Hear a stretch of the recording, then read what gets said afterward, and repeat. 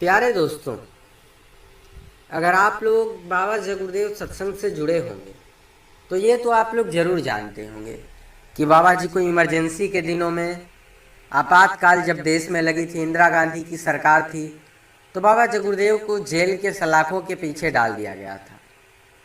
बाबा जगुरुदेव ने एक सत्संग में अपने उन दिनों को याद करके कुछ बातें बताते हुए कहा था, एक मौलवी साहब इमरजेंसी में मेरे साथ जेल गए थे और रोज कुछ न कुछ नई क्रियाएं किया करते थे ताकि मैं उनकी तरफ देखूं।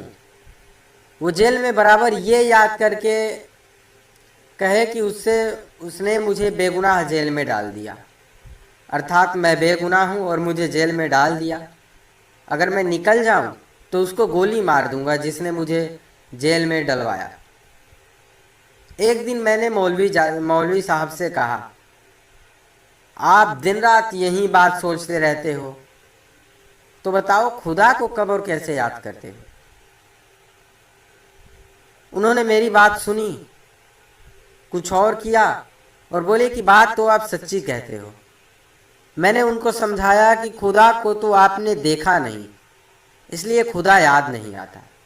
दुश्मन को देखा है, इसलिए दुश्मन को बराबर याद करते रहते हो।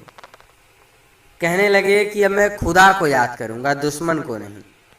मैंने उनसे कहा कि खुदा तो वहां मिलेगा जब आप उसके पास पहुंचोगे जिसने खुदा को पा लिया है।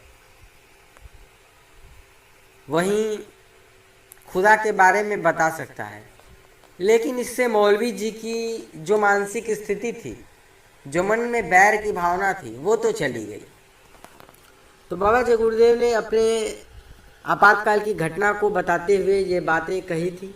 मिलते इसी प्रकार के अगले वीडियो में, तब तक के लिए सादर जगुरुदेव।